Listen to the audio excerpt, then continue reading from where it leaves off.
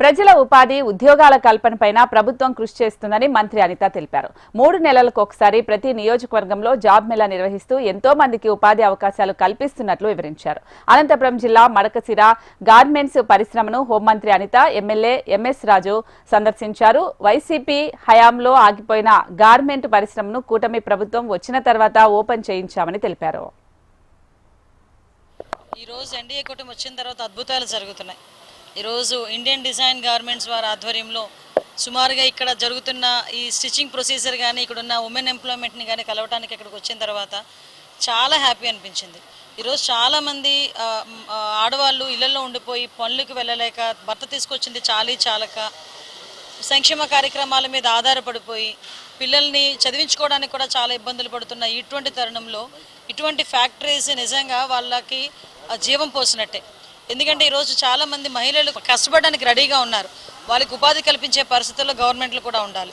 దానిలో నేపథ్యంలోనే లాస్ట్ 5 సంవత్సరాలు ఈ ఇండియన్ డిజైన్ గార్మెంట్స్ వాళ్ళు కూడా ఇబ్బంది పడినా మళ్ళీ మన ఎన్డీఏ కూటమి వచ్చిన తర్వాత వీళ్ళు మళ్ళీ స్టార్ట్ చేసి సుమారుగా ఇక్కడ 1200 మంది నుంచి 1500 మంది వరకు ఇప్పుడు ట్రైనింగ్ ఇవ్వడమే కాదు, వాళ్ళు రెగ్యులర్ వర్కర్స్ కూడా జరుగుతుంది.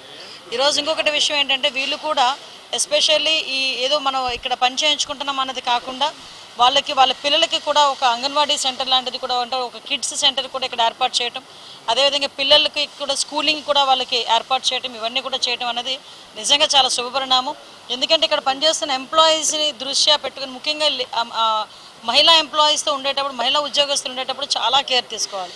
ఇక్కడ నేను వచ్చి అబ్జర్వ్ చేస్తున్న తర్వాత ఎవ్రీవేర్ ఆ కేరింగ్ కూడా ఉంది. ఆ సెక్యూరిటీ ఆస్పెక్ట్స్లో కూడా వీళ్ళు పర్టికులర్గా అన్నీ కూడా నామ్స్ అన్నీ కూడా ఫాలో అవుతున్నారు. అట్ ద సేమ్ టైం వాళ్ళ సిఎస్ఆర్ నుంచి కూడా ఇక్కడ పనిచేస్తున్న వాళ్ళ పిల్లలకి కూడా ఎటువంటి ఇబ్బందులు లేకుండా చూసుకునే బాధ్యత కూడా తీసుకుంటున్నారు. ఇలాంటి గార్మెంట్ కంపెనీస్ కూడా చాలా మట్టుకు మన దగ్గర రావాలని మాత్రం నేను మనస్ఫూర్తిగా కోరుకుంటున్నానండి. ఎందుకంటే ఈరోజు ఏదో అంటారు కదా, మన ఇంతకు ముందు అంటే ఇల్లాలి చదువు ఇంటికి వెలుగు అనేవారు.